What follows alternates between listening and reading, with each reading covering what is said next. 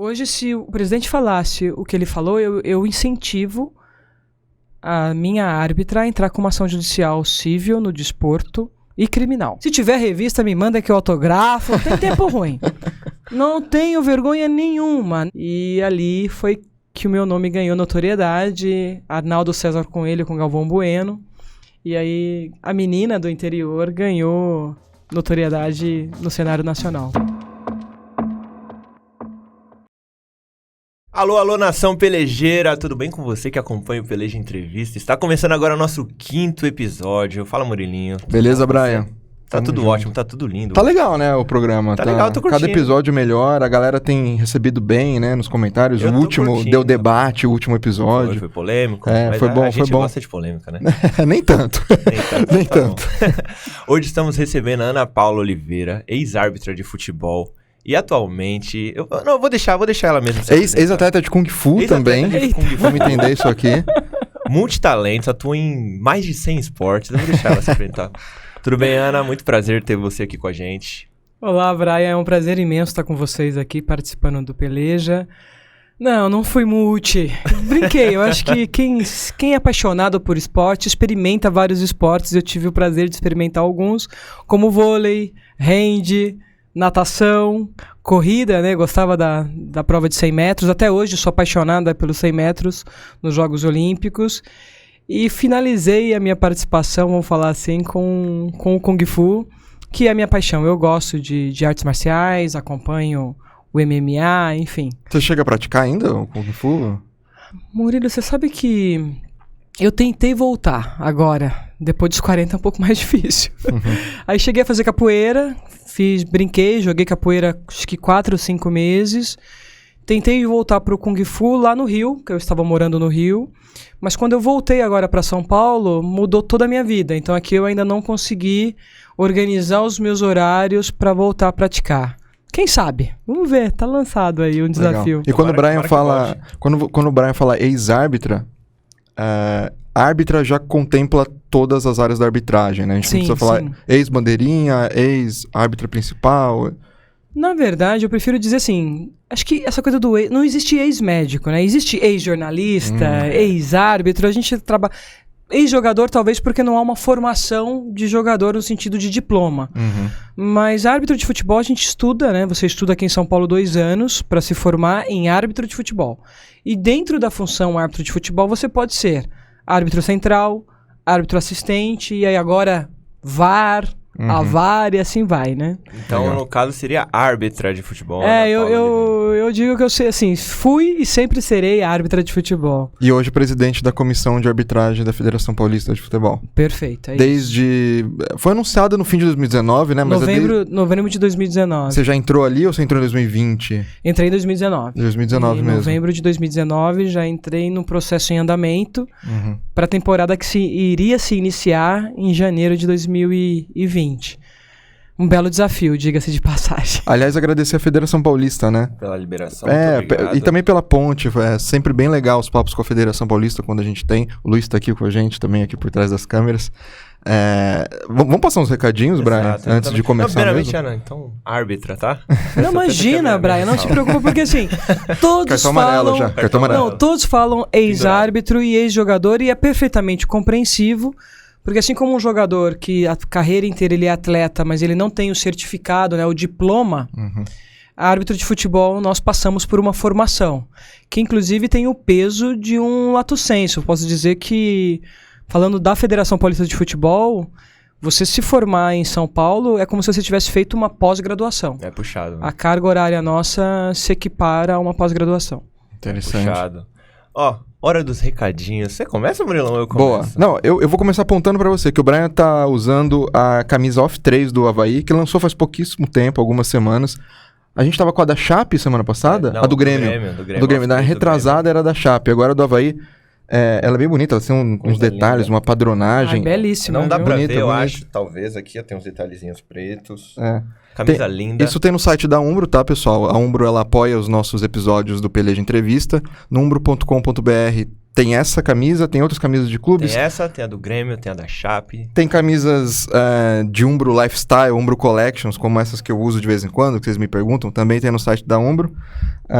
E hoje temos uma bola, você que é atento, você deve ter reparado que eu estava com uma bola no colo. Essa bola aqui é a do campeonato da Liga Nacional de Futsal. Né? Ó, linda demais, levinha. Acabou de ser lançada pela Umbro. A gente vai deixar ela aqui? É sempre tão limpo a nossa mesa. A gente pode deixar pra... Linda, hein? É que eu gosto dessa decoração, né? Se deixar a bola aqui, ela tá... É verdade. Né? Vamos deixar por enquanto. Daqui a pouco a gente tira. Fica aí. E tem a loja do Peleja também, com produtos Peleja no lojapeleja.com.br. É isso, né, Brian? Com moletom, camiseta. Moletom eu estava usando agora, inclusive, no... O amarelo, ali, né? Ô, Murilão, você sabia que a Ana já foi patrocinada pela Umbro, cara? Ah, é? Eu tava falando com ela ali no bastidor. Fui garota Umbro. Mas você... Com muita honra, estampei a marca, a minha chuteira que eu usava nos jogos... Pode jogar, Luiz, pode mandar. No Campeonato Paulista, Campeonato Brasileiro, era pela Umbro. Inclusive, se eu não estou equivocado, acho que eu e Roger... Foi os únicos que estrearam aquela chuteira com cor diferente, lembra? Um pé branco e um pé vermelho. Você e Roger, qual dos Roger? Roger Flores. Ah, Roger Flores, sim. Se eu não estou equivocado, ele também foi patrocinado pela Umbro. E nós chegamos a utilizar, eu usei no Paulista, essa chuteira de cores diferentes, que agora já virou moda a chuteira colorida, mas naquela época, tô falando aí dos anos 2000, você chega com uma chuteira diferente, era assim, tá querendo aparecer. Hoje faz parte do estilo do atleta, né? Não tinha tanta chuteira colorida, né? Era mais tinha, e agora é uma referência, e eu particularmente adoro essa diversidade que nós temos hoje. Você falou do início dos anos 2000, eu lembro acho que era o Emerson Leão que não gostava que os moleques do Santos usassem chuteira colorida. Tinha que ser preta. Tinha que ser preta. Preto e branco.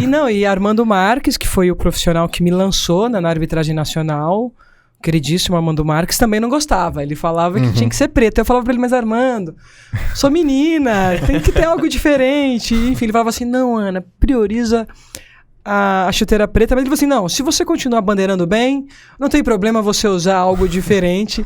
E eu fui uma das primeiras árbitras a usar, naquela época, a chuteira... Eu usei chuteira marrom, chuteira cinza, laranja. Isso era quando, Ana? Isso era 2000... Tô falando dos anos 2000 a 2007, né? Que é quando você ganhou mais notoriedade, assim, à frente, assim, da arbitragem. Sim, eu tive a honra de ser patrocinada por duas grandes marcas, né? A Penalty, que me patrocinou, que tinha essa chuteira marronzinha, diferente. E a Umbro, que já vinha com uma proposta, inclusive tinha uma coleção feminina maravilhosa. E aí tinha chuteiras brancas, a preta com detalhe, tanto a chuteira que a gente... Árbitro de futebol, acho que como jogador, utiliza tanto a Society como a de trava. E essa bonita, que eu tenho até hoje guardada, olha aí, tem ali no meu museu Relíquia. Em casa, essa de pé, um pé branco e o outro rubro-negro, né, vermelho e preto. Entendi. Ô, Ana, me fala uma coisa, você comentou que ali nos anos 2000, né, você começou a ganhar notoriedade. O que significou participar daquela final entre Corinthians e São Paulo? Pra você, foi o seu primeiro grande jogo? Nossa, foi um divisor de águas na minha vida. Foi 2003. Corinthians, São Paulo e Corinthians, né? Porque foi a final no Morumbi. Foi o segundo jogo. O segundo jogo, 80 mil pessoas, salve o Espino... 80 mil pessoas? Salve o Espino Lapitano. Nossa, foi incrível. Foi um divisor de águas e uma consolidação. A consolidação da mulher numa grande final. A gente está falando de uma final do Campeonato Paulista, que se não for o maior, está entre os maiores do país, falando de estadual. E eu lembro com muito carinho até hoje aquele jogo, o lance que definiu o campeão. Cadê Vampeta? Vampeta, se você estiver me ouvindo, um super beijo pra você. Te adoro, é uma aqui, figuraça. Beijo, Vampeta, saudade do ser. Vampeta tava jogando, fez parte da jogada do último gol daquela noite, né? Porque foi... Até o momento eram 2-2 e ele com uma trama belíssima, ele Edson, fizeram o gol do título e numa decisão de assistente. E para minha felicidade, assistente era eu, que é uma jogada em que o jogador recebe na frente da linha de defesa, porém atrás da linha da bola. Então, hoje já se discute muito isso, que naquela época não se discutia o texto da regra como se fala hoje com propriedade, né? Hoje os jornalistas dominam a regra do jogo. E ali foi que o meu nome ganhou notoriedade, Arnaldo César Coelho com Galvão Bueno. E aí a menina do interior ganhou notoriedade no cenário nacional. Foi bonito. Você já tinha aparecido antes numa decisão, certo? Antes dessa? Sim, eu tinha feito o Super Paulistão, que era o campeão do interior com o campeão, né, da capital, dos grandes, que foi São Paulo e Ituano, com o Paulo César apitando, mas não teve tanta repercussão como teve em 2003 o São Paulo e Corinthians. Foi realmente um divisor de águas da minha vida. Agradeço aquela comissão. O presidente da época era o José Manuel. O Reinaldo Carneiro Bastos, hoje presidente, fazia parte também da comissão de arbitragem. Olha que bacana que vocês estão me fazendo lembrar, hein? Que coisa, um flashback interessante. São pessoas que você ainda tem... Hoje você tem contato. Então, que hoje, assim, o Reinaldo foi o homem que me trouxe para presidir a comissão de arbitragem da Federação Paulista, sendo a primeira mulher nesse posto aqui em São Paulo. E agora vocês me fizeram lembrar dele, que naquele momento, naquele marco importante da minha carreira, ele fazia parte da comissão de arbitragem da federação. Que bacana, né? Que bela memória. E você foi a primeira mulher a aparecer numa final, assim, importante no Brasil. É a primeira mulher presidente de uma comissão de arbitragem no Brasil. Vem naturalmente esse tipo de... como é que se diz? Não é estreia. Qual é a palavra quando você... Pioneirismo? Pioneirismo, é isso mesmo. Pioneirismo. Vem naturalmente do tipo... Você busca isso... Pô, agora eu quero destravar mais uma coisa que a mulher nunca fez. Ou vai acontecendo e vai chegando pra você, claro, com o seu trabalho... Poxa, boa pergunta, Murilo. Eu acho que no meu caso... Eu não acredito muito no acaso, eu acho que tudo tem um porquê, e as coisas elas vão acontecendo, mas comigo foi exatamente isso, foi o acaso que foi me gerando desejos e desafios, e eu sou uma pessoa movida por desafios. Então, quando eu entrei na arbitragem com 13, 14 anos, o meu intuito era ajudar a minha família, adquirir, estar perto do esporte, estar perto do meu pai, e ajudar em casa e melhorar minha formação, porque naquela época a gente tinha curso de datilografia, que depois virou curso de computação, esses cursos que você vai fazendo para melhorar o seu currículo. Então, meu intuito era melhorar as minhas condições para me tornar uma grande profissional. E virou paixão, e essa paixão me levou ao quadro internacional da FIFA por São Paulo, e veio, junto aí à confederação, essa oportunidade, esse desafio, esse desejo de algo mais. E culminou com o convite de vir aqui para São Paulo. Então, acho que é a fusão, né, do universo te lançando oportunidades e você conseguindo aproveitá-las. Eu acho que é isso. Agora, se você falar assim, Ana, quando você começou lá atrás, você imaginava ser gestora? Não, eu imaginava sim. Quando eu comecei lá com meus 14, 15 anos, chegar à FIFA, como eu cheguei como árbitra, e... sim, queria ser instrutora FIFA como eu sou hoje. Eram as minhas metas. Tipo, no campo de jogo, eu ia fazer o meu melhor. E se Deus permitisse, porque eu não sabia falar outro idioma, hoje eu sei, conhecer outra língua e dominar outra língua, eu queria ser instrutora internacional e dessa maneira me manter viva fazendo o que eu amo. A gestão surgiu depois do convívio que eu tive com a confederação, depois que eu abandonei, né, o show business, vamos falar assim, a comunicação, que na verdade eu não abandonei, está adormecido. Eu amo rádio, quem sabe eu possa voltar num momento aí. E retornei ao futebol, e aí com esse retorno ao futebol, e começou a despertar esse interesse, por que não pensar na gestão? Mas esse por que não era uma coisa assim, uma meta, era assim, por que não? Vou começar a estudar, vou me preparar. Eu gosto muito de estudar, eu tenho muito curso. Se eu for pegar meu currículo aqui, curso. Eu gosto, mas assim, não para ter, mas para adquirir conhecimento. E comecei a estudar. E quando surgiu a oportunidade de vir para São Paulo, eu falei, não estou totalmente pronta, mas estou semi-pronta para esse desafio. E como eu amo o desafio, eu falei, vou ver o que vai dar. E graças a Deus as coisas estão caminhando bem, eu espero a Deus que continue assim. Você assumiu, né? Pegou ali em 2019 com... Aí as broncas, ó as broncas. Você assumiu... Nós dois precisamos nos policiar com o microfone. Porque aí cai em cima de mim, porque eu tô com fone. Obrigado.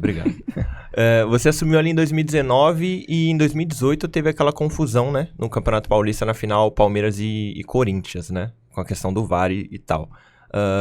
Você, de certa forma, herdou essa questão de de certa forma, organizar mais a arbitragem aqui em São Paulo, por conta da visibilidade que o Campeonato Paulista tem? Você sentiu essa pressão quando você começou a desenvolver o trabalho em 2020? Olha, Brian, eu entendo que o trabalho até então ele vinha sendo feito com qualidade. Às vezes um jogo determina a vida de um treinador, de um jogador, de um presidente de comissão.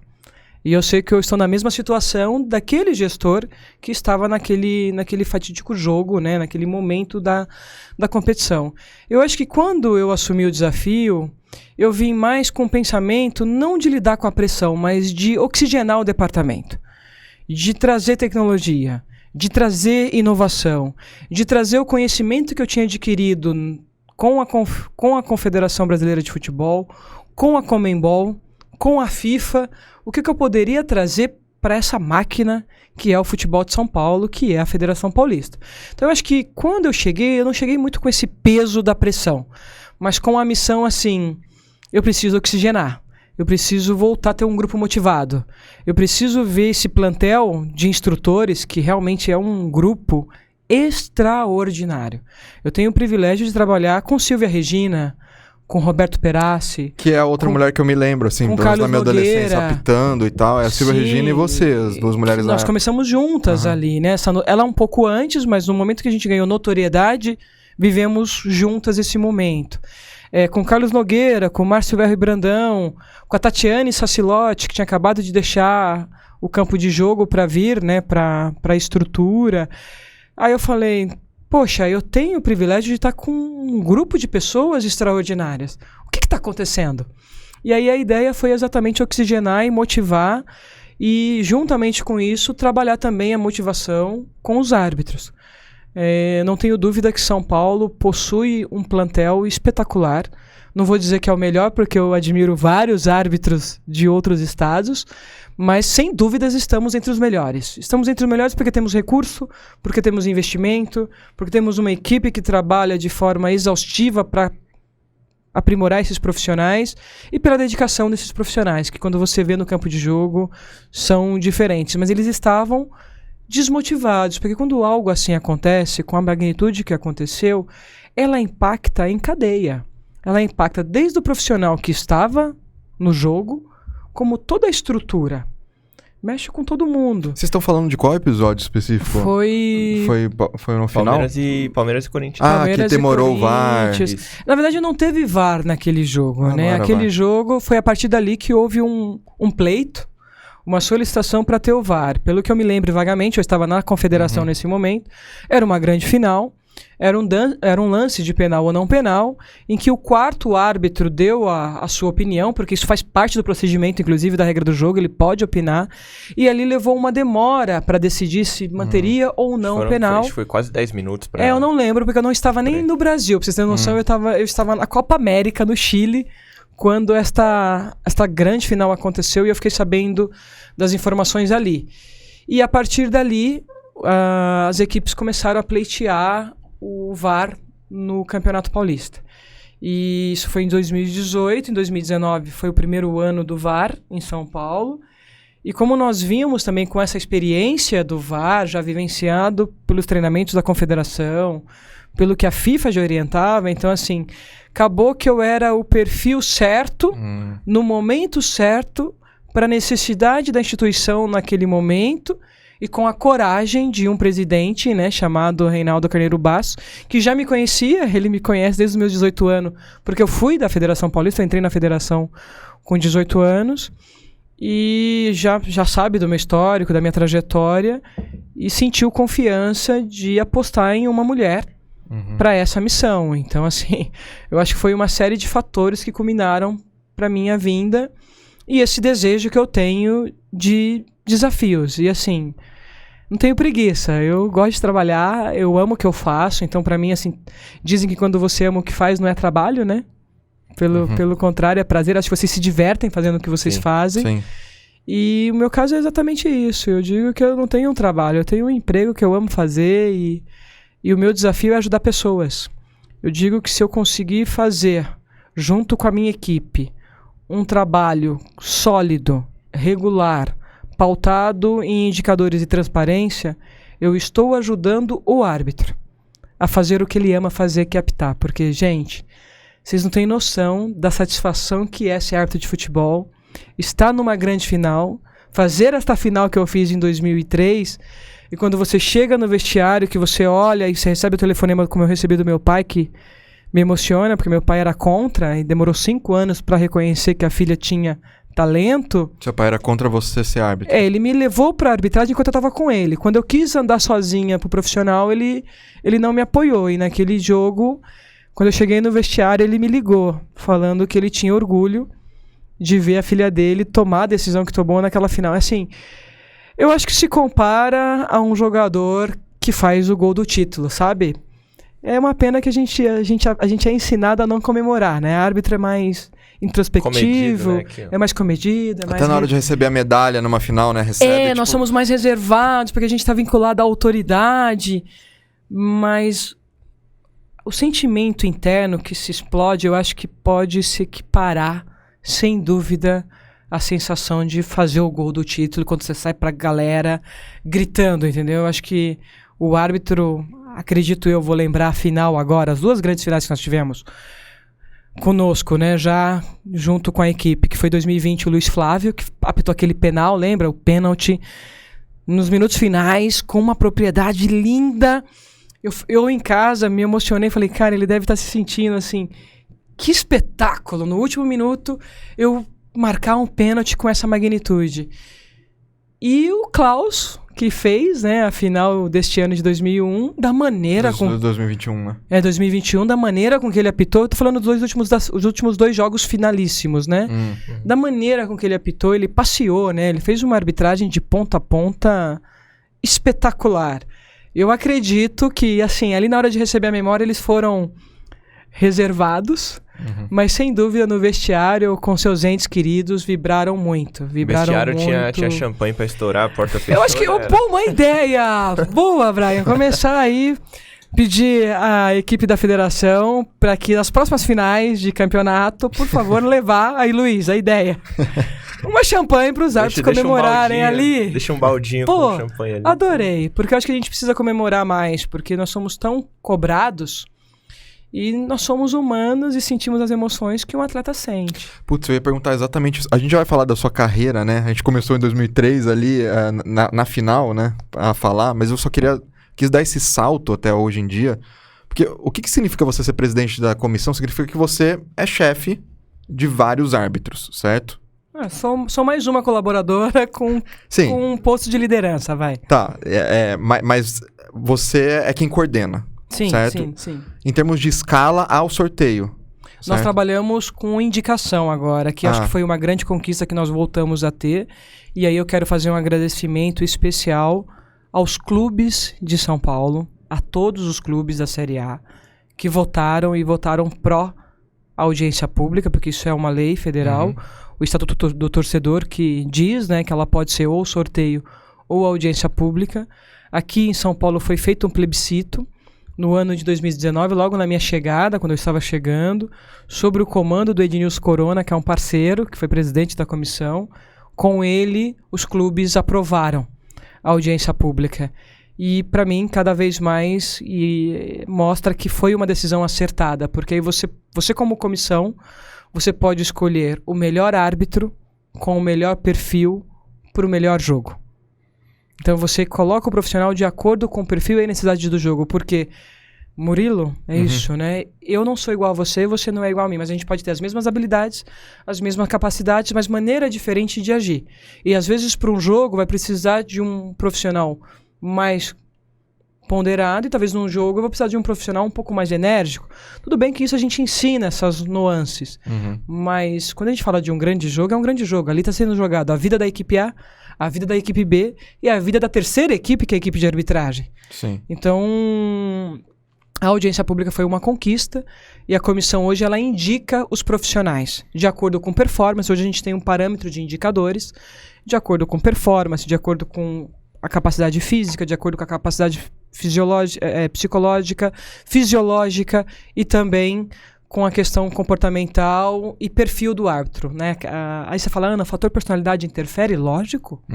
Lógico que interfere. Então é um cuidado que se tem e os árbitros cada vez mais têm evoluído nesse ponto também. Então a gente tem esse grande desafio, Murilo, que não é fácil, que é escolher o profissional certo por jogo certo, no momento certo. Porque assim como um atleta vive o seu auge, árbitro de futebol também vive auge, também vive momentos de alto e baixo. E o nosso intuito é sempre escalar aquele que está no seu melhor momento para o melhor jogo. O lance do sorteio, na teoria, era um jeito, me corrija se eu estiver enganado, mas era um jeito do tipo, não tem nada por trás disso. Foi o acaso que escolheu, então não tem interesse de clube. Combinando nada. Não tem interesse de clube por trás. E a gente até falou com o Bragueto, umas semanas atrás. Que é errôneo, né? Eu então, acho que, assim, é isso que ele falou. A gente tem que partir, a partir do princípio, e graças a Deus a gente evoluiu nesse ponto, que os profissionais são idôneos. Igual eu estou conversando aqui com 2 profissionais idôneos. A gente está batendo um papo em alto nível. A Federação Paulista, ela tem um cuidado, depois do que aconteceu no ano de 2005, que a gente tem que tocar, porque mexe na nossa história. Eu era árbitra em exercício, mas que foi um grande aprendizado. Aquele problema que nós tivemos no ano de 2005, que foi um grande problema, mas ele também foi salutar. Por quê? Porque fez com que a federação repensasse seus processos. E hoje, o árbitro, para ser árbitro da Federação Paulista de Futebol, ele passa por vários procedimentos de análise para listar. Então, vamos partir da idoneidade. Primeiro, não há esses fantasmas. A comissão ela tem independência para decidir. Não há influência de clube. Há diálogos. Eu acho que assim, o Murilo representa a equipe A. O Brian, a equipe B. O Brian tem os interesses da equipe B. E o Murilo da equipe A. E ele pode conversar conosco em relação às necessidades dele. E nós vamos analisar se as necessidades que ele possui, nós podemos contribuir com performance ou não. Sim. Porque às vezes tem questões que é só dele, não vai ser a arbitragem que vai resolver. Agora, há questões que eu posso trabalhar com o melhor profissional para o melhor jogo. E respeitando o Brian e o Murilo. Então, eu acho que é uma evolução. Eu acho que São Paulo, graças a Deus, depois de 2005, tem essa marca muito consolidada da seriedade, do compromisso que São Paulo tem, mesmo depois do ocorrido em 2018. A idoneidade da equipe de arbitragem não foi mexida, né? Não foi tratada com desrespeito, pelo contrário. Ali foi pensado o que podemos fazer para melhorar, para que esse tipo de situações não venha a acontecer. E aí veio o advento do VAR, que culmina com essa evolução do futebol. Mas, assim, vamos partir do princípio que são pessoas idôneas, são pessoas sérias, são homens e mulheres de família, que assim como qualquer cidadão brasileiro, precisa trabalhar para colocar o seu pão, né, na mesa de cada dia, para cuidar das suas crianças. Eu acho que avançamos. Eu acho que aquela coisa da década de 70... que poderia isso, aquilo, graças a Deus estamos num outro momento do mundo, da arbitragem e do futebol de São Paulo e do Brasil, não tenho dúvida em relação a isso. Essa questão, desculpa, é que a pergunta que eu ia fazer, na verdade eu entrei em outro assunto, mas era que ela falou do fator psicológico. E aí eu ia perguntar, não sei se você lembra do Thiago Peixoto, era Corinthians e Palmeiras, e ele expulsou o jogador errado, algo assim, expulsou o Gabriel. Ele teve um equívoco, sim. Um equívoco. Um equívoco normal, tá, Murilo? Eu acho que assim... 2017. Há situações, assim, o que aconteceu com o Thiago ali naquele momento é o que aconteceu, que poderia acontecer com qualquer árbitro, ao ponto que a FIFA, entendendo que isso era uma situação que acontecia com uma certa regularidade, no VAR, um dos índices protocolares é pênalti, gols, né? Então, checagem de pênalti, checagem de gols e checagem de erro de identidade. Ou seja, para a FIFA colocar no protocolo VAR erro de identidade, deixa muito claro para nós que o que aconteceu com o Thiago naquela tarde de domingo é algo que poderia acontecer com qualquer outro profissional. É comum. É uma situação que era recorrente, né? Eu acho que assim, como eu não gosto, porque eu também acho que... porque árbitro tem que entender que aquilo não pode acontecer. Mas que era uma situação que acontece conosco. Inclusive ontem eu tive uma aula com os nossos árbitros, que no Sub-23, no Campeonato Paulista Sub-23, nós tivemos que fazer uma correção, porque depois foi percebido com erro de identidade. Então, para você ver que isso é uma situação que ainda acontece. Então não foi à toa que tá no protocolo da FIFA. E sim, o Thiago... Acho que naquele momento eu prefiro olhar uma perspectiva assim. Sim, o Thiago se equivocou. Sim, o Thiago assumiu publicamente, isso é uma hombridade por parte dele e da comissão daquela época que fazia a gestão. Muita coragem você vir a público depois de um grande jogo, de uma situação, noite, de uma expulsão, né, que poderia ter interferido diretamente no resultado da partida como consequência de um equívoco, vir publicamente e se manifestar e reconhecer o público. Eu acho que assim, reconhecer publicamente o erro. E eu acho que esse menino, ele deveria ser aplaudido pela postura, não pela postura do erro no campo. Porque ali ele vai passar por um processo de treinamento, de evolução. Mas pela postura como homem, de ter ido a público e ter admitido. E ele, infelizmente, acabou arrastando, né, para a carreira dele esse equívoco, que é um equívoco, infelizmente, recorrente, ao ponto que está no protocolo VAR. Mas interferiu um pouco na trajetória dele depois, né? Mas que agora tá bem, tá atuando e vida que segue. O que eu ia perguntar era da questão psicológica. Que, tipo, ele... Foi uma das primeiras vezes que eu percebi que, assim, nossa, deve ser muito difícil a cabeça do árbitro e o emocional. E foi porque ele falou no fim do jogo, e aí revelou-se que ele tinha acabado de perder a esposa, se eu não me engano. Sim, era um momento muito difícil. Era muito difícil, então aí eu pensei, nossa, imagina a cabeça desse cara nesse momento, com tudo acontecendo, né? Ele vira um vilão ali, e a pressão e tal. Eu ia te perguntar isso, o quanto o psicológico vem tendo atenção, assim, dos árbitros nessa nova era, assim, de arbitragem? Ao ponto, Murilo, eu não vou citar nomes porque eu não vou revelar o profissional em respeito, né, a eles. E eu fico feliz por trazer esse exemplo aqui, porque é para você ver como nós evoluímos. E como eu entendo que gestão e performance no campo, ela é compartilhada.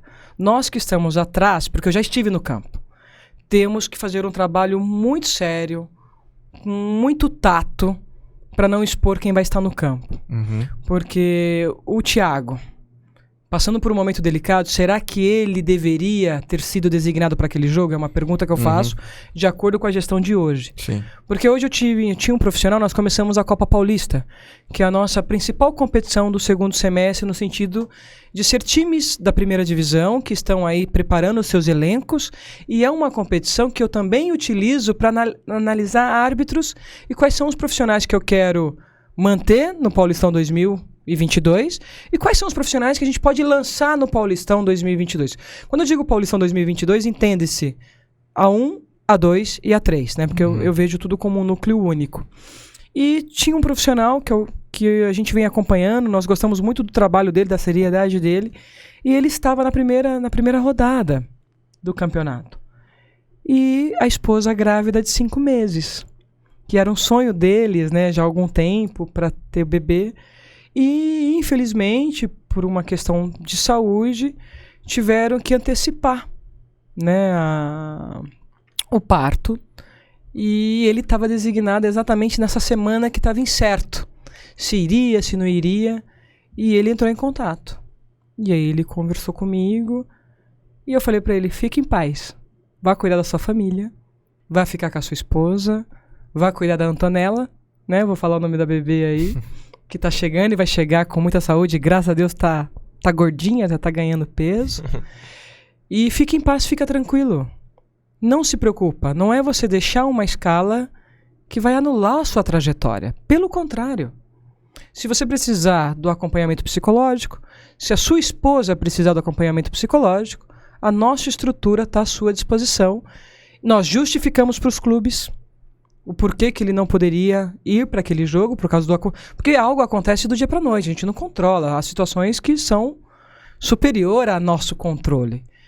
Informamos os clubes prontamente compreenderam, designamos um outro profissional que correspondeu, ele está super feliz agora, porque fez o papel de pai e de esposo, está com a família, está monitorando. Eu falei, quando você se sentir bem, tranquilo para voltar, você nos avisa.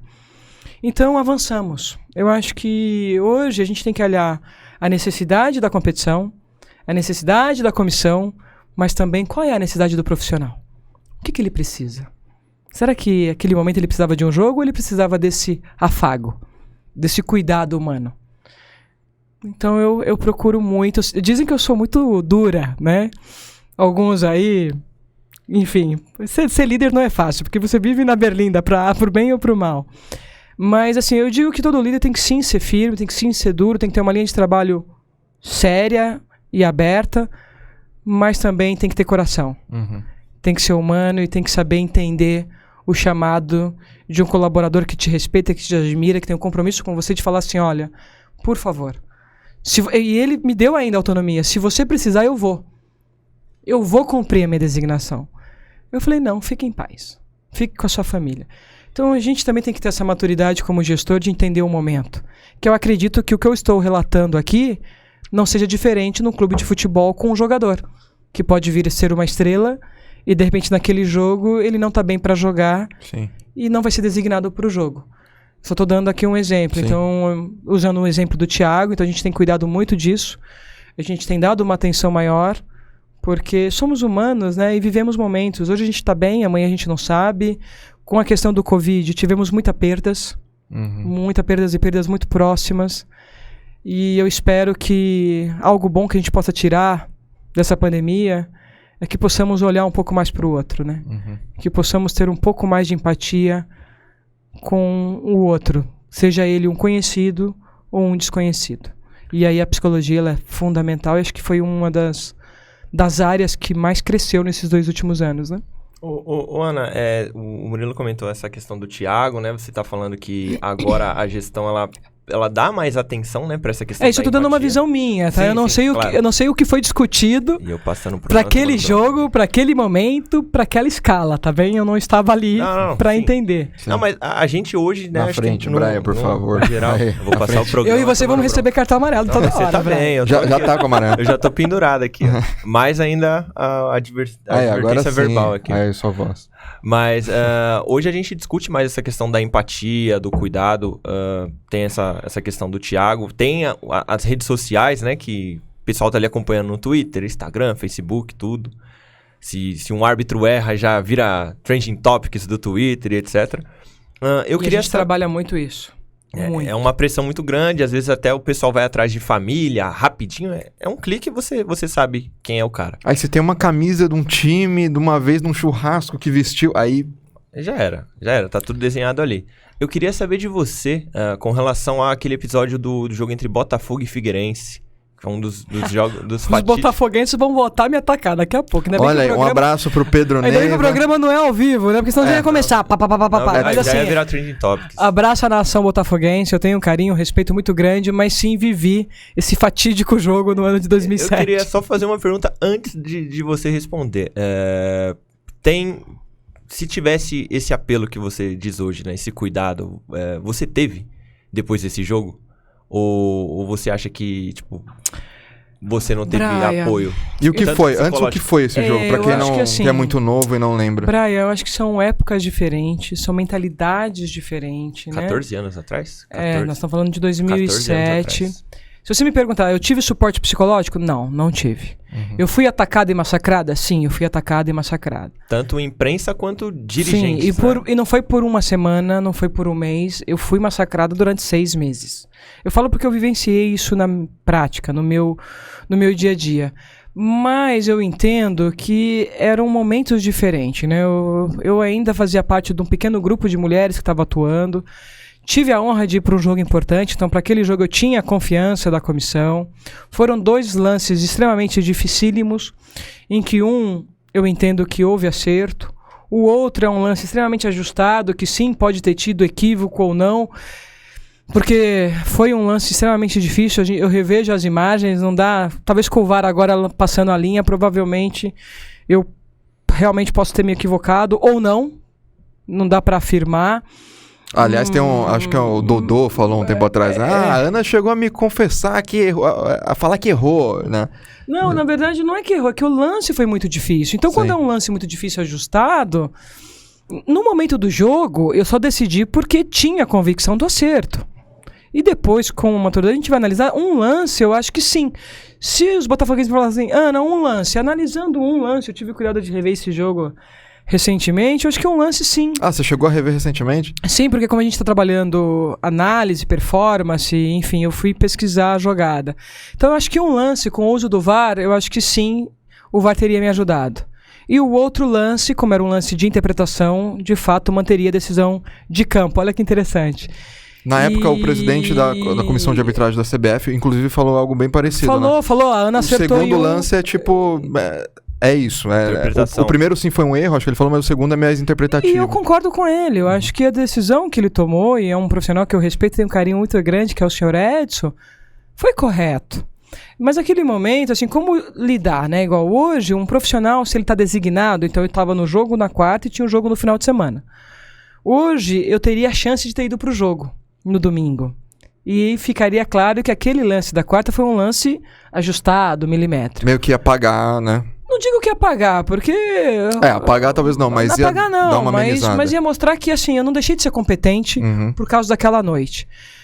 Naquela situação, eu acabei saindo da escala do final de semana. Então, aí você imagina, eu tive essa questão. Logo depois, eu fui assaltada, à mão armada.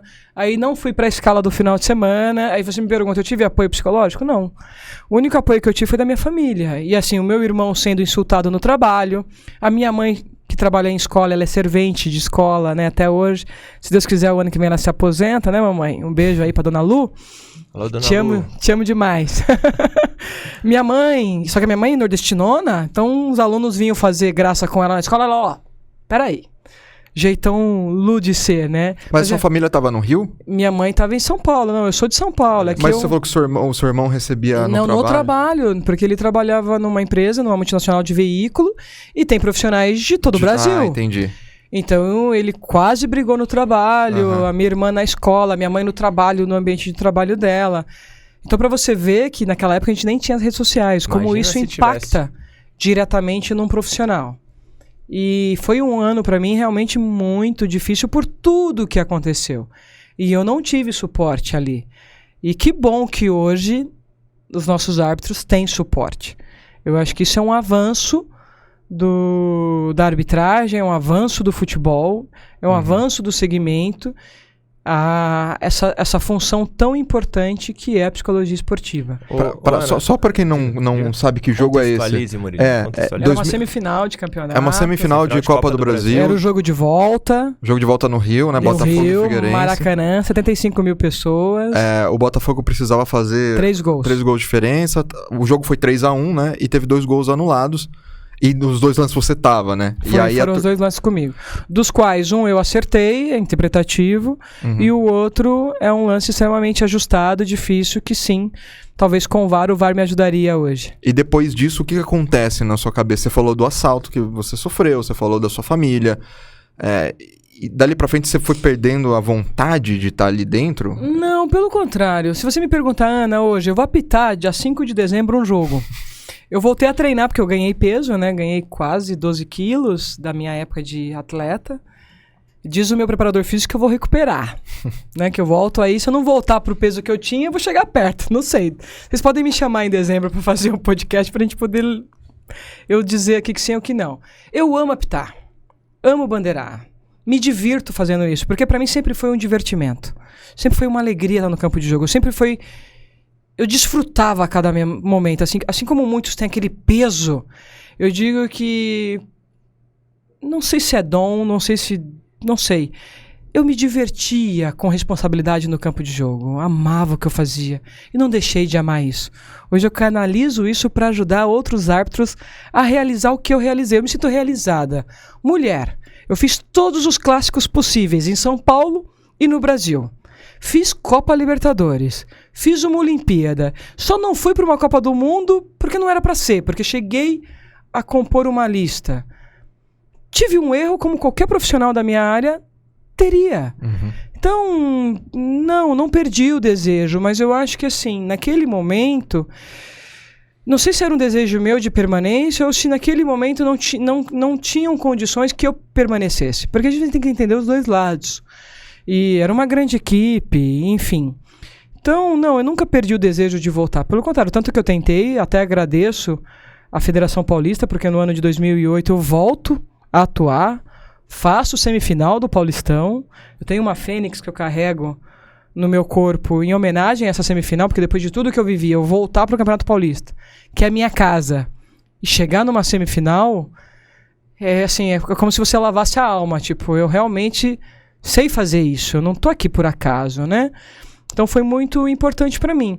Há outros fatores, Murilo, que a gente não pode controlar. Hoje, eu como gestora, procuro trabalhar indicadores, procuro ajudar no que for possível o profissional da arbitragem, para que ele não passe pelo que eu passei. Quanto tempo, então, Ana, há fatores que você não controla. Você tem que entender que não cabe a você.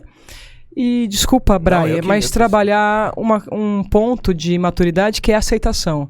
É aceitar que aquilo tinha que acontecer daquela maneira, que as decisões que foram tomadas se faziam necessárias para aquele momento, eu não estou aqui para julgar, que era um momento de transição, era um momento de mudança na arbitragem brasileira, e eu era um ícone que estava passando por um momento e que poderia ser a referência da mudança.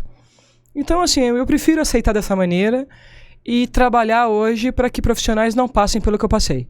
E o que eu puder evoluir como profissional de gestão para melhorar as ferramentas, as condições, eu hei de fazer, porque mamãe sempre diz isso, né, pra gente, em casa, tudo.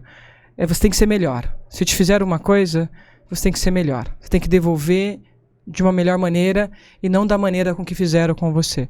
Não estou julgando, não estou analisando, mas estou dizendo que assim, eu aceito tudo que passou e talvez eu seja uma gestora com 43 anos presidindo uma federação porque isso aconteceu lá atrás. Senão, talvez eu estivesse ainda no campo de jogo e não estaria num posto tão importante, transformando tantas vidas como eu estou agora com a confiança da presidência da federação. Então, acho que a gente tem que ter essa maturidade também de entender a vida da gente é feita de altos e baixos, isso é o esporte e a gente tem que ter maturidade para lidar com ele, tanto com as vitórias como com as derrotas e principalmente com as derrotas e aprender com elas. Brian, me perdoe. Eu que peço desculpas. Eu queria te perguntar se você acha que nessa situação das consequências que você enfrentou ali depois desse erro do jogo do Botafogo e Figueirense, se você teria essa, de certa forma, essa represária se você fosse um homem. Porque ali você era uma mulher de destaque dentro do campeonato, dentro do Brasil, né? Nessa questão da arbitragem. O quanto do machismo interferiu nessas suas consequências? Eu acho que muito. Vou falar isso agora, depois de muito tempo. Eu acho que muito. Acho que se eu fosse um homem, teria o questionamento, talvez eu não teria saído da escala, ou teria saído e teria voltado. Eu acho que a história fala por si só. Quantos profissionais já não erraram? E erros até... Eu tô falando de um erro milimétrico.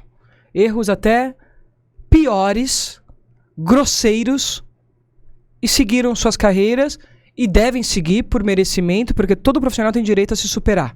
Todo profissional tem direito de cair e se levantar. Mas eu também entendo que eu era uma pioneira, junto com a Silvia, junto com todas as mulheres que passaram antes de mim, e que nós tínhamos, como até hoje, produzir mais, sempre a mais. Ou você acha que eu ainda não sou indagada pelo cargo que eu ocupo hoje? Você acha que não olham para mim diferente? Lógico que olham. E eu tenho que entender isso. Eu acho que é uma cultura nossa. E a melhor maneira de eu responder esses olhares diferentes é com trabalho. É do jeito certo. É com sensatez. É com maturidade. É buscando me aprimorar igual agora. Agradeço até a federação pelo incentivo. Estou numa pós-graduação, numa instituição que eu entendo que é uma referência, que é a Fundação Cabral, fazendo um curso, um programa de pós-graduação na área de gestão para melhorar as minhas capacidades e habilidades nesse segmento. Porque não adianta eu querer dizer que eu sou igual. Não, eu sou diferente. Você acha que é por isso Mas eu posso ser igual.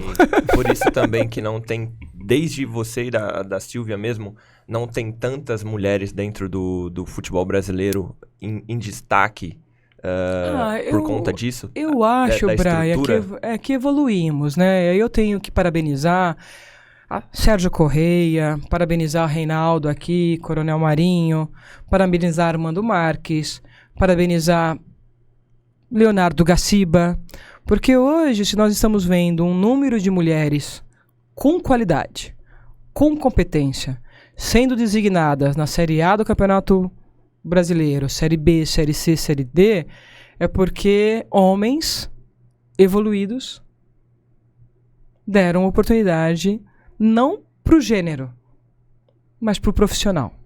Então eu acho que cada vez mais a gente tem que olhar essa discussão como assim, eu estou olhando para o profissional. Esse profissional tem condição? Ele é competente? Não importa o gênero, não importa a opção sexual dele. O que importa? Se ele é competente, se ele tem capacidade, se ele tem condições, habilidades para ir ali e desenvolver da melhor maneira. Eu acho que hoje estamos avançando muito nesse sentido. Hoje nós temos mulheres médica do esporte, jornalistas, fisioterapeutas, gestoras como eu, árbitras, assistentes, delegadas de partidas, né, que trabalham com eventos. Estamos avançando, mas precisamos avançar não por uma briga de gênero. Não sou feminista, apesar de gostar muito da literatura, mas da valorização do indivíduo, da valorização do humano que é capacitado para aquela função, independentemente de qualquer outra questão. Cor, raça, credo. Precisamos avançar. E eu acho que nós, que somos essa nova geração de gestores, de comunicadores, de pensadores, de propor cada vez mais essa luta justa, não por causa de gênero, de uma igualdade com equidade. Mas a gente precisa brigar pela igualdade dando condições iguais. Eu não posso brigar por uma igualdade sendo que eu não tenho uma equidade ao dividir, ao proporcionar uma formação, uma preparação, um espaço.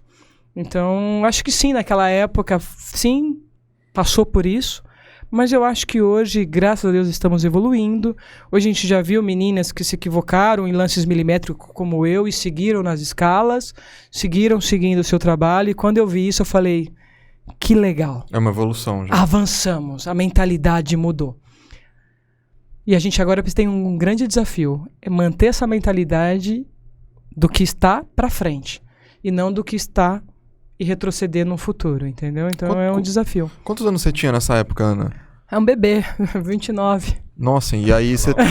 Então, eu fui precoce, tá, Murilo? Eu comecei muito cedo em tudo. A impressão que eu tenho é que, assim, rolou uma pressão louca ali e tal, né? O Brasil, não era só o botafoguense, mas o Brasil falando disso, olhando pra isso. Não, foi insano, assim, eu fui julgada, eu fui metralhada não como profissional, mas como pessoa, porque a gente tava lidando com paixão, vendia, naquele momento, eu era um ícone, né? Como a Edna é hoje, como o Klaus é hoje, como o Daronco é hoje.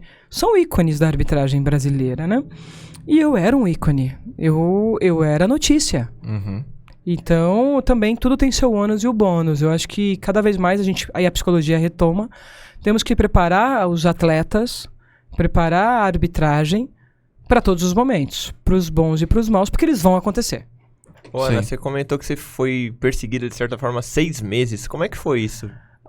Foi insano, porque a cada mês voltava, relembravam, a cada jogo do Botafogo relembravam, a cada jogo do Figueirense relembravam. Aí até a final da Copa do Brasil já relembravam da semi. Relembravam. Até hoje lembram. Pra você ter uma noção, as minhas redes sociais, se Deus me livre voltar a ter Botafogo e Figueirense numa semifinal, final de Copa do Brasil, vão me bombardear. E assim... Pô, que legal que eu fui estudar comunicação e hoje eu sei lidar com isso com uma naturalidade. Não entendo que é legal o que fazem, é muito cruel, mas eu lido com uma naturalidade. E o meu desafio é preparar esses novos jovens que estão se tornando árbitros sem torcida, e vai voltar a ter torcida, estão se tornando árbitros numa era das redes sociais, em que nós temos pessoas extremamente extraordinárias no mundo digital, sensatas, polidas, mas também temos pessoas que gostam de criticar. E isso faz parte do jogo. A gente tem que saber lidar com essas duas valências. E é rápido, né? Essa questão da crítica hoje em dia é praticamente instantânea. O cara, a mulher sai do campo de jogo e já era, estrago tá feito. Não, você é analisado em todas as suas... E quando acerta, não fez mais que obrigação. Facetas. Né? É o nosso dia a dia. Apesar que eu acho que agora a gente está sendo mais humano também. Aí eu também quero... parabenizar a clubes, a novos gestores de futebol que estão chegando, que estão sabendo cobrar quando nós falhamos, mas que também estão sabendo reconhecer e parabenizar quando acertamos. Eu acho que gradativamente estamos evoluindo e, na minha visão, quem ganha com tudo isso não é o árbitro, não é o clube, mas é o futebol. é o espetáculo, é o entretenimento em alto nível. Talvez não tenha mais espaço para um dirigente falar coisas como um dirigente do Botafogo falou na época. Não, hoje não cabe mais. Igual hoje, então é para você ver como muda. Hoje, se o presidente falasse o que ele falou, eu incentivo a minha árbitra a entrar com uma ação judicial civil no desporto e criminal. Porque ali caberia tudo isso.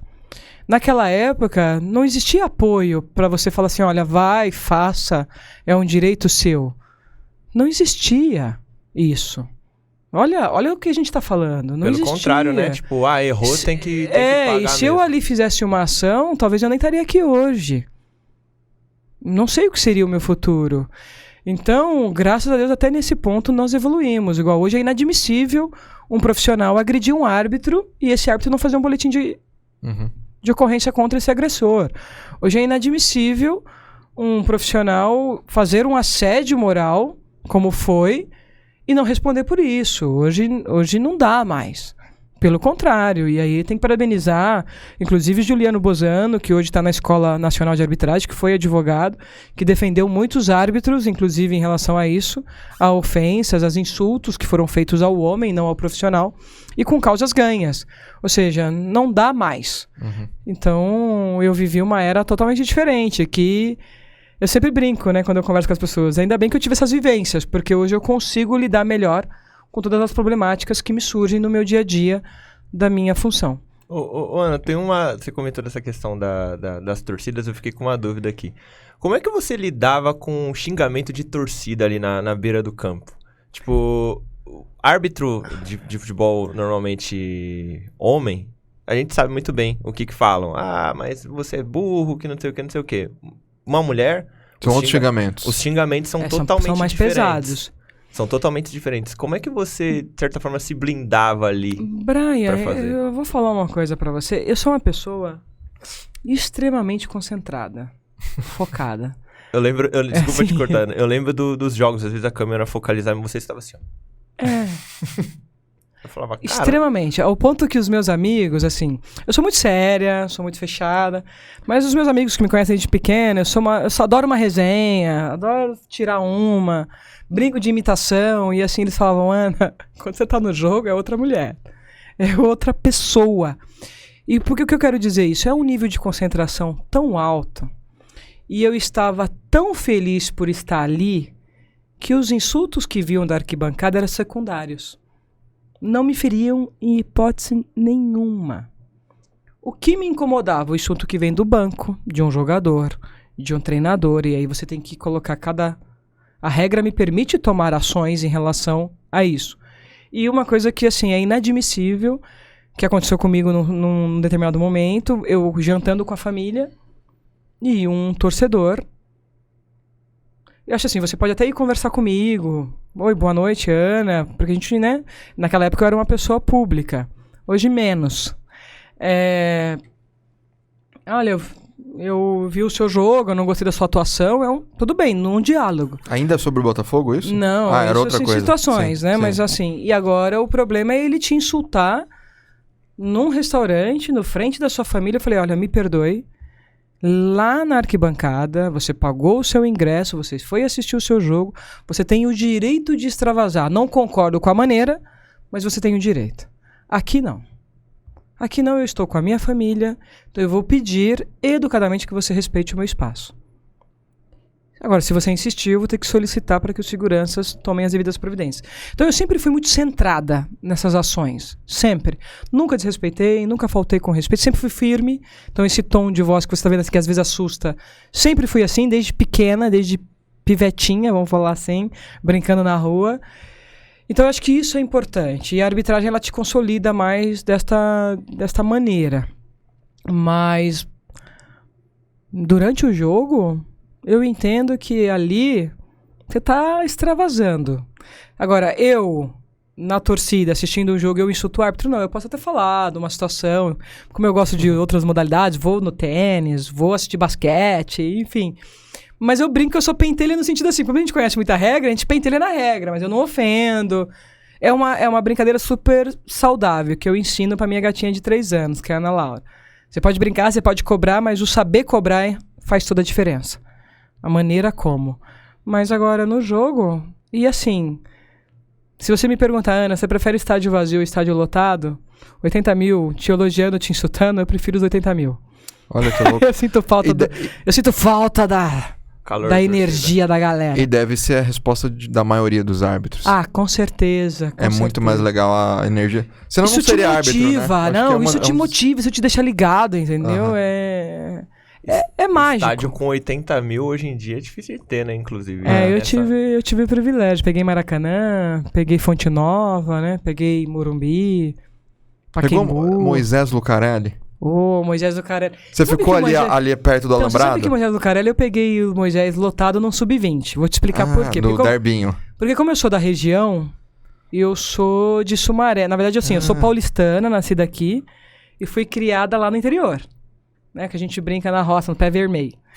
E por opção, eu preferi, no profissional, atuar na Ponte ou no Guarani quando jogavam fora de Campinas.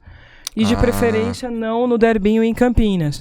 Porque como Sumaré é uma cidade muito próxima, então, assim, eu treinava em Campinas, os meus médicos até hoje, meus cardiologistas, oftalmas, são todos de Campinas. A minha rede de amigos é de Campinas.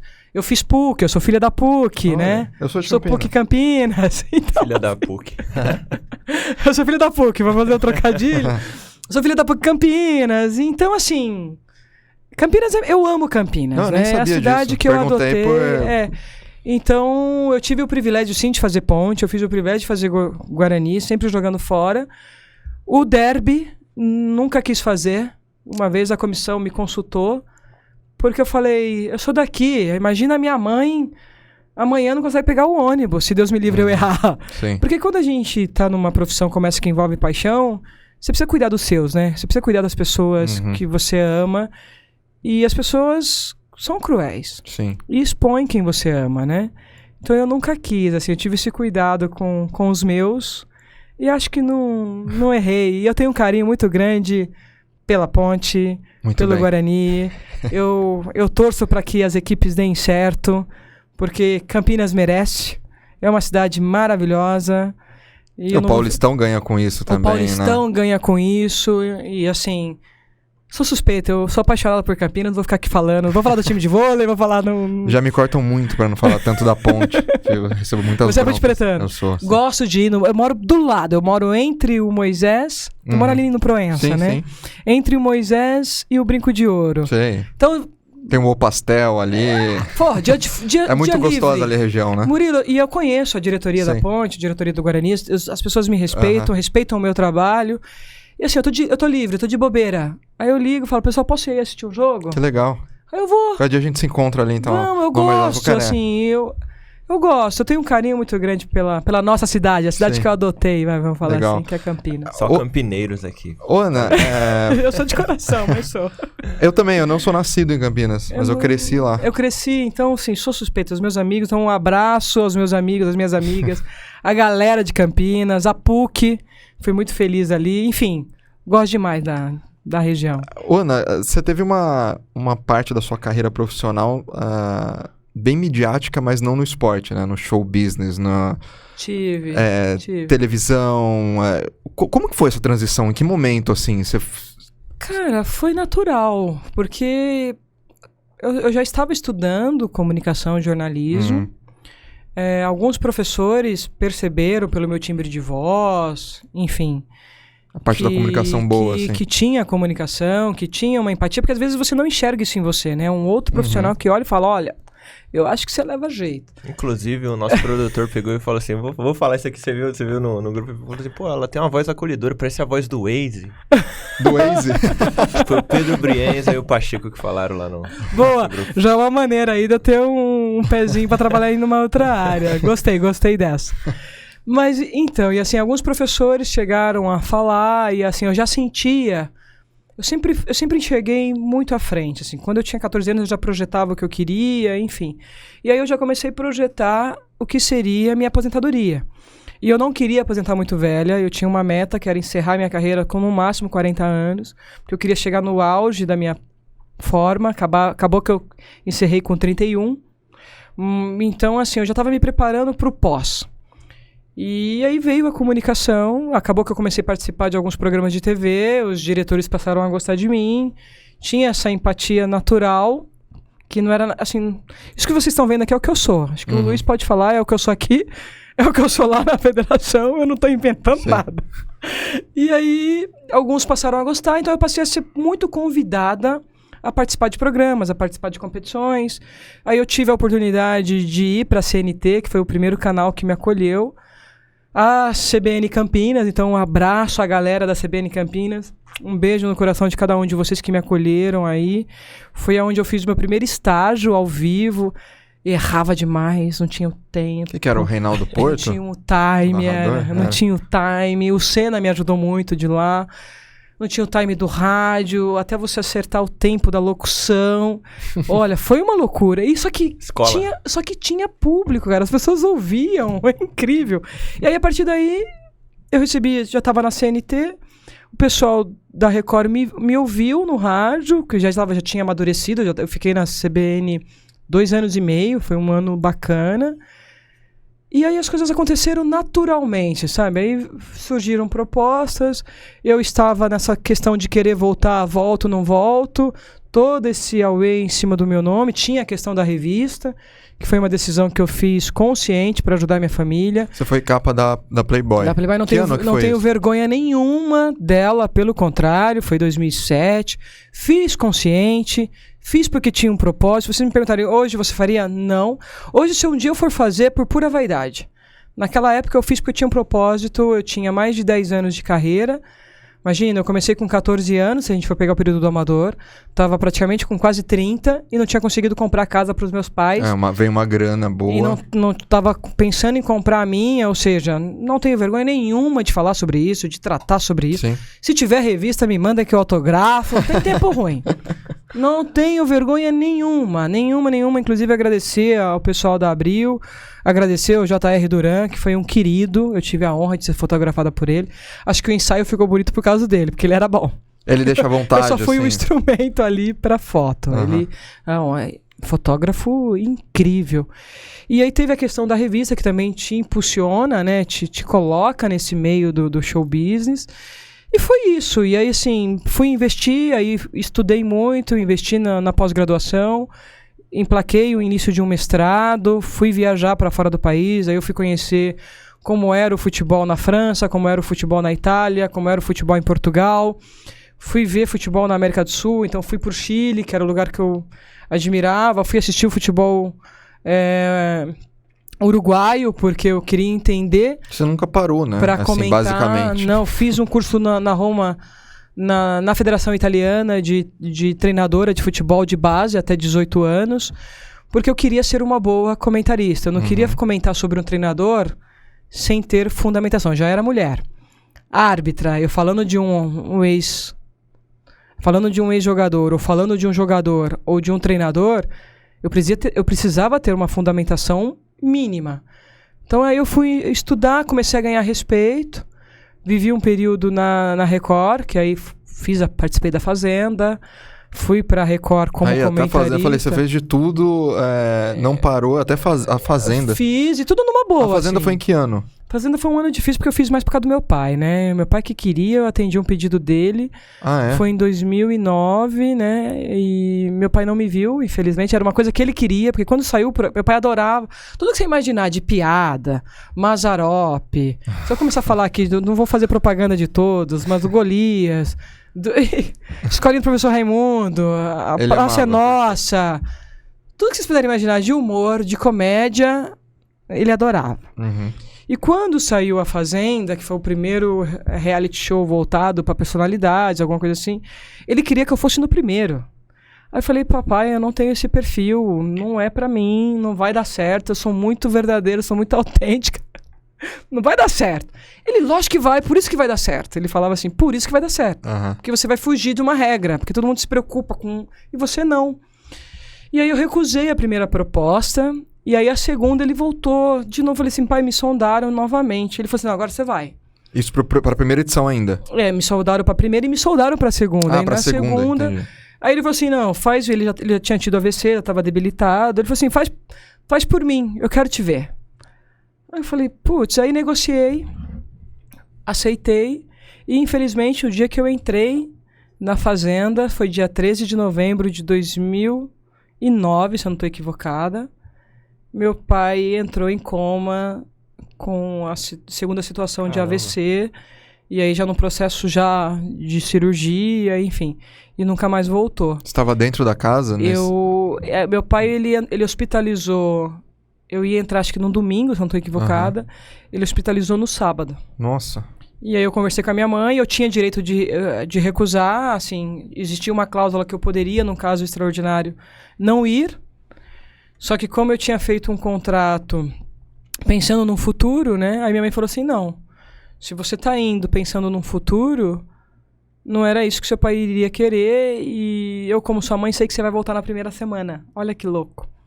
Você vai voltar, você vai sair de lá. Você vai sair na primeira semana e você vai me ajudar com o processo do seu pai. Porque eu tava angustiada, né? Então eu digo que a primeira participação na Fazenda, eu não vivi a Fazenda, porque eu tava com a cabeça na minha família. E minha mãe é uma profetisa, né? Porque... uma profeta, vamos falar assim. Porque com uma semana eu fui pro paredão e saí na primeira semana, na roça. Chorei bastante naquele momento, porque eu tinha um propósito de conseguir a casa pra minha tia, né? Porque eu tinha conseguido a minha mãe. Então claro que você não pediu pra sair. Não, foi não o mesmo uma eliminação.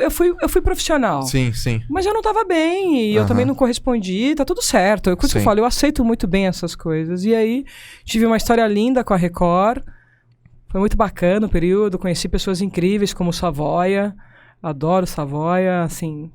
pessoas que me construíram nesse lado da comunicação, amigos, queridos. Tive ali a oportunidade de trabalhar com ex-jogadores, de estar perto. Enfim, foi um momento muito bacana. Então foi tudo muito natural. E aí eu investi forte nisso. E 2013 para 2014 foi quando eu li que a Escola Nacional de Arbitragem tinha sido fundada pela Confederação. O Sérgio, na época, estava como presidente. E aí eu consultei se eu podia, né? Estava como diretor do departamento que ele é até hoje, se eu poderia contribuir. E aí eu largo tudo para voltar para minha paixão, que é futebol. Olha que louco. Mas assim, quem sabe no futuro eu ainda volte pro rádio, pra TV. Eu gosto e respeito muito o trabalho de vocês. Legal. Espero que vocês respeitem o nosso, eu digo todos, né? Que é o trabalho da arbitragem. Porque eu tenho uma visão muito holística, assim. Eu entendo que o comentarista, ele tá fazendo o trabalho dele. Então, eu não posso me pautar por isso, entendeu? Eu preciso me pautar pela a consolidação do nosso trabalho no meu dia a dia. E entender que os comentários esportivos fazem parte do nosso dia a dia. Então, você nunca vai ver eu coibir ou questionar, criticar, seja pro bem, seja pro mal. Talvez em alguma situação ou outra eu vou pedir direito de resposta, que eu acho que é um direito. Mas eu acho que faz parte do show, faz parte do trabalho, então eu respeito, conheço bem o mercado, continuo estudando o mercado e trabalho para que isso não impacte nos nossos árbitros. Então eu faço um trabalho também, o revés, né, de blindagem muito forte em relação a isso. Mas gosto do rádio, gosto da TV, gosto dos programas. Se eu te falar que eu não sinto um pouquinho de saudade, eu vou estar mentindo. Se eu pudesse conciliar o rádio, né, com o que eu faço hoje, seria mágico, porque seriam duas paixões que seria realizada como profissional, vamos falar assim. Sim. Ô Ana, e pra galera que quer te achar em rede social? Eu tenho só uma pergunta. Tem mais uma pergunta? Eu tenho algumas, mas então vambora. Uma que eu ia fazer é, a gente soltou... Olha eu querendo encerrar o programa. Não, mas é uma coisa legal aqui, eu vou até buscar aqui, a gente soltou no nosso Instagram há uns 3 dias a pergunta pra nossa galera, tipo... Se você fosse mudar uma regra no futebol, o que você mudaria? E saíram coisas interessantes, assim. Vou até ler algumas. E aí eu queria saber de você. Se você pudesse mudar, se você tem o poder de mudar uma regra, o que você mudaria? Teve o Henrique Franco, falou, número de substituições, passaria para 6. Essa eu discordo. Acho que, aliás, teria que voltar já em breve tem que se debater isso, voltar para as 3 substituições, né? Que agora tá Tá em 5, né? Tá em 5, Tá em 5 em função do Covid, sim. Exato. Lateral com pé, o Guilherme Borges mandou. O Marcos Vinícius, escanteio curto ser proibido. Aí eu acho que é mais uma piada do que uma regra. As ensaiadas são proibidas. Quem é isso daqui? Evandro Melo. A regra da mão na bola, não há um consenso sobre isso. Essa é uma das mais difíceis, né? De interpretação, bola na mão na bola. Impedimento milimétrico, tipo, deixar passar quando é milimétrico. Tem alguma coisa inusitada, assim? Tem um amigo que é o Pedro Neiva, que é botafoguense, inclusive, ele deve estar assistindo isso daqui. Vixe. Que ele defende a tese de se criar, na verdade, não é alterar, criar uma regra no futebol que você pode usar um batedor de falta. De fora. Que nem na NFL tem o kicker. O cara só tá ali pra isso. O cara ou a mulher, né? No caso do futebol feminino. Só tá isso pra bater falta no banco de reserva. E você pode usar tantas vezes ele. Então, ele falou que isso tornaria o futebol uma parada de entretenimento absurdo. Porque você pode ter... Você fica esperando a expectativa da cobrança de falta. O Corinthians pode ter o Marcelinho Carioca. Porque ele não precisa estar no condicionamento físico de um jogo inteiro. Ele pode voltar só pra estar no banco pra bater a falta. O Rogério Ceni seguiu carreira de técnico, mas ele poderia ser Cara, o Flamengo pode trazer um Zico pra bater uma falta. E aí ter esse kicker do futebol, louco, sabe? Né? Que você pode usar tantas vezes no jogo. Eu acho que isso seria uma coisa legal. Eu acho que... Uma coisa da cara da Federação Paulista fazer, né? A Federação sempre inova, né? Eu acho que é um ponto importante. Eu acho que a regra, ela tem passado por mudanças cada vez mais, né? Acho que a questão agora do advento do VAR, eu acho que com o tempo vai ser trabalhado também essa questão de interferência do tempo ou não. Se vai voltar a utilizar o tempo com o relógio parado, como se usa no futebol de salão, né? O tempo parado cada vez que a bola sai ou o tempo está paralisado, você para o relógio e a partir dali, em vez de dar acréscimo, você reinicia no momento em que parou para checagem. Acho que isso são mudanças que podem vir a acontecer, a ocorrer. Eu gosto do charme dessa discussão das regras, ano a ano. Sabe, aquela expectativa do que pode ser melhorado ano a ano. Acho que uma grande mudança foi essa da situação do doxo, né, do ataque promissor, que você marca um pênalti com disputa da bola, em vez de você dar pênalti, cartão vermelho e ainda suspensão automática, você dá o pênalti e essa punição cai para o cartão amarelo. Foi uma grande mudança da regra, acho que uma evolução muito grande. Acho que pensar numa questão em relação a final da partida, substituição eu acho que vai manter essa 5, acho que ela não volta para os 3, acho que vai manter. Acho que talvez vá haver uma alteração em relação à prorrogação, porque na prorrogação, lembra, podia ter uma substituição a mais, no momento em que era 3. Eu acredito que essa regra deve ser alterada se for mantida as 5 substituições. Não faz sentido tê-la na prorrogação. Então eu estou trabalhando com o momento atual do que seria já uma mudança real. E ainda questões que a gente possa melhorar no sentido da operação da tecnologia VAR. Acho que ainda é um produto muito novo. Acho que ainda está em processo de pesquisa e de estudo. Eu gosto cada vez mais de menos participação junto à área de revisão. Eu acho que tudo que você puder trabalhar mais com a revisão factual do que a ida na área de revisão, o futebol é mais dinâmico, é mais rápido. Lógico que com isso a gente vai ter que não é transparecer, mas ofertar mais o que foi decidido na cabine. Acho que aí é um desafio da gente melhorar a comunicação, fazer um trabalho com vocês, comunicadores, de uma maneira geral. Mas eu trabalho mais nessa linha de evolução nesse sentido. Mais ágil, mais rápido, para não perder a magia. E eu sou contra aqueles que dizem que o assistente vai deixar de existir, mesmo com o uso da tecnologia. Eu acho que quando a gente fala de interferência no adversário na regra 11, é um charme, é o humano ainda decidindo e não a máquina. Por mais que exista estudos para substituir o humano pela máquina, a gente precisa lembrar que quem pensa na máquina é o humano. E essa prevalência, né, da prevalecer ainda a presença do assistente, eu entendo que é fundamental. Pode-se mudar a maneira de atuação, mas não a saída dele, uma vez que a dimensão do campo de jogo ela é enorme. Se eu for tirar os assistentes, eu vou ter que ter 2 árbitros. E nós, em São Paulo, já fizemos o teste com os 2 árbitros e lembrar um pouco do que é feito no futebol de salão. Então, eu continuaria ainda com os assistentes e com o árbitro. São algumas questões que eu estou trazendo mais para a gente refletir sobre, né? Não, você é craque, então você saiu bem das perguntas. Mas qual regra você mudaria? Você quer responder na lata, por favor. Não tenho hoje. Eu gosto das 17 regras, eu acho que elas estão sob medidas e as alterações que estão sendo feitas estão acompanhando cada vez mais a evolução do futebol. Acho que o tema mão é um tema que sim, cada vez mais pode ser melhor escrito. Eu não digo de interpretação, eu entendo que a interpretação hoje para o árbitro de futebol já está muito clara. Mas talvez a escrita da regra, então agora ela já melhorou o seu texto em relação a isso.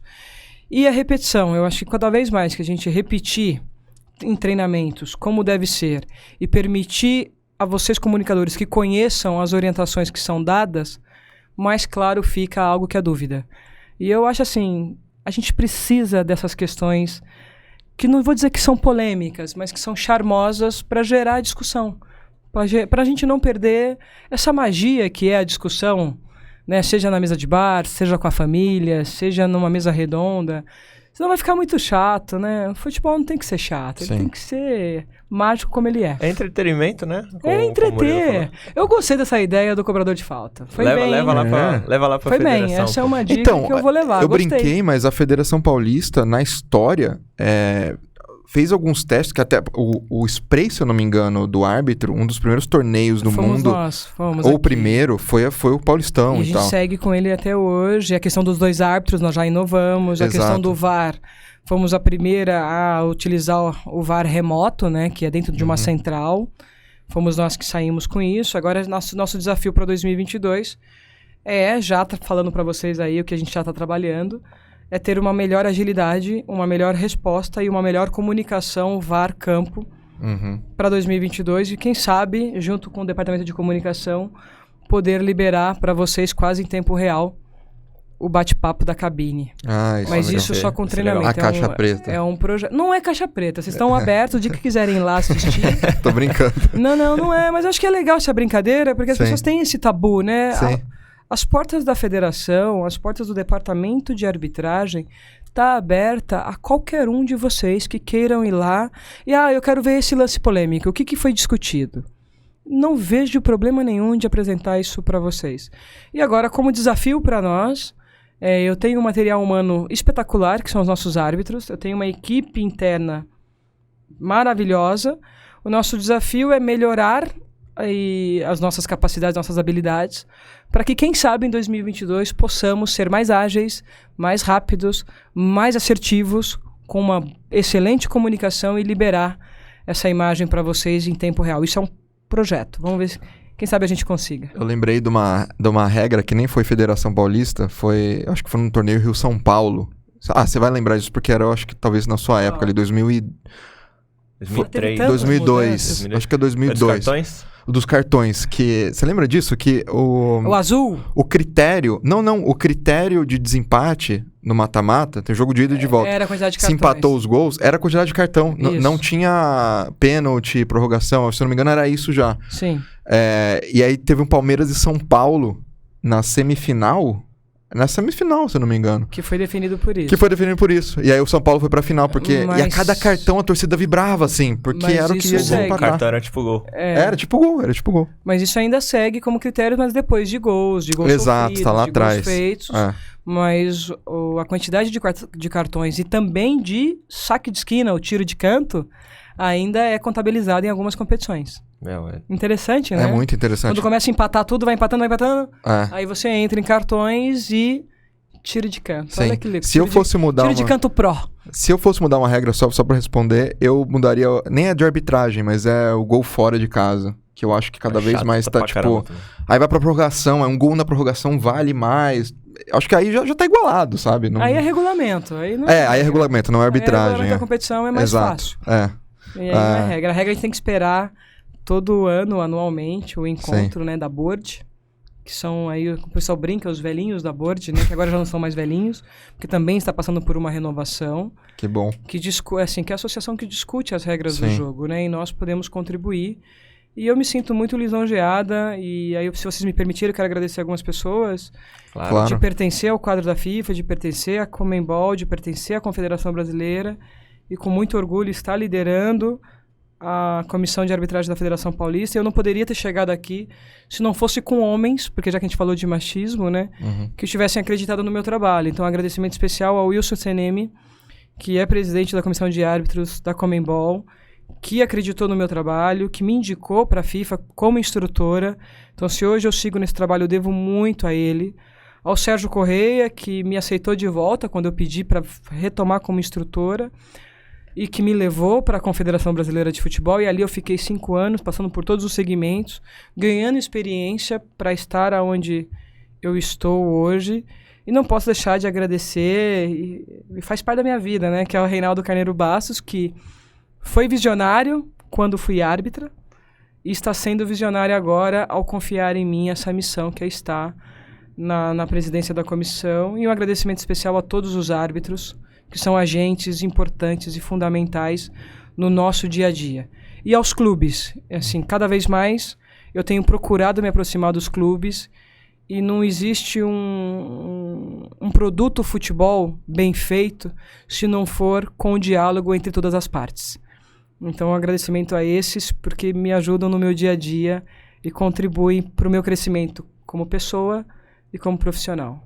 Obrigado a vocês pelo espaço que me deram para agradecer. Você gostou do papo? Agora. Gostou da conversa? Olha, Murilo e Brian, eu não sei nem a hora. Porque como eu falei também pra vocês, não que eu sou focado. Quanto tempo deu aí, Guto, até agora? Olha lá, já são 4 Quanto? 1h25. É mais ou menos o que a gente... eu sou tão focada no bate-papo e no que estamos fazendo, que assim, gostei. Espero que vocês tenham gostado. Acho que a gente teria até mais assuntos pra tratar, não sei. Foi completo. Espero que vocês tenham gostado mesmo. E assim, tô à disposição de vocês. E quando tiver o campeonato rolando. Legal. Quais suas redes? O Brian tinha perguntado, é verdade. Então, eu tenho o Facebook, né? Tenho os 2 Facebook, que é o Ana Paula Oliveira, né? Você pode ir lá, Ana Paula Oliveira. Eu tenho o aberto e o fechado com o mesmo nome, então vocês vão ver a foto. A foto de árbitra tá lá. Utilizo muito o Instagram, na verdade, e o Twitter, o Instagram é Ana Paula Oliveira Oficial, porque na época que eu comecei a surgir, lembra da época do Orkut? Existia-se muito fakes. Então existia, até no Facebook tem outras Ana Paulas com a minha foto, mas que não sou eu. E então eu comecei a investir um pouco mais nele. No Twitter é mais fácil, porque você pode pegar o meu nome, Ana Paula Oliveira. Sim. Ou é o meu nome aí, que é Bandeirinha, né? Bandeirinha Ana, né? Que é Ana Paula. Então acho que é mais fácil de achar, não é tão complicado. E tô aberta, gente. Eu acho que assim, não tenho receio. Eu até brinquei com o pessoal da comunicação. As minhas redes sociais não tenho tantos seguidores assim. Mas sou eu, é bem autêntico, é o meu dia a dia mesmo. E eu sou contra essa coisa de você colocar só momentos de felicidade. Eu acho que cada vez mais o mundo precisa de pessoas autênticas, que não tenha medo de mostrar as suas forças e a sua fragilidade, e que se mostra para o mundo num desejo diário de evolução. Porque nós somos, assim, se a gente não estivesse aqui nessa terra para evoluir, já seríamos anjinhos, né? Não estaríamos aqui. Então, assim, trabalhar cada vez mais esse processo de respeito mútuo e de evolução contínua como indivíduo, como ser humano, acima de qualquer outra coisa. Porque dinheiro se ganha e se perde. Trabalho se ganha e se perde. Mas o que se é, não. Olha, que jeito maravilhoso de fechar esse podcast. Você saiu esse final? Não, isso é da minha mãe. Dona Lu. Final bonito. Fechou, Brian? Fechou, é isso? Entrem no site da Umbro pra ver as coleções novas que estão rolando. Off 3 do Havaí, tá? Ouça o nosso podcast na Aurelo. Tem novidade vindo aí. Nosso podcast vai pro Spotify também. Os episódios. Acho que essa nem você sabia, hein, Guto? Os atuais e os próximos. E a gente se vê na próxima, é isso? Obrigado pela Federação Paulista novamente. E muito obrigado, Ana. Foi sensacional o papo. Imagina, muito eu que agradeço a vocês. E ao Lucas da Comunicação e o Bernardo Itri e o Luiz, que tá aqui comigo. Fala, que toparam. E aí já é bom deixar pro pessoal, gente... Entrevista eu só posso fazer com o ok deles. Sim. É um acordo que eu tenho com a entidade, né, da qual eu faço parte. Então, às vezes, não é que a gente não quer atender. Sim. A gente respeita uma diretriz da nossa assessoria de imprensa. Então, acho que é importante esclarecer isso. Claro. Porque muitos falam, você tá estrela, tá perna. Falam muito isso, né? Pô, você tá perna. Eu não tô perna, não subiu pra cabeça, eu continuo do mesmo jeito, só que eu sou uma pessoa muito profissional, muito ética e muito séria e respeito as diretrizes da instituição da qual eu faço parte. Claro, e foi muito legal o contato com a Federação Paulista, como sempre, ainda vamos fazer muitas coisas juntos. É isso, né, Brian? É isso, tamo junto, alô pelejeiros.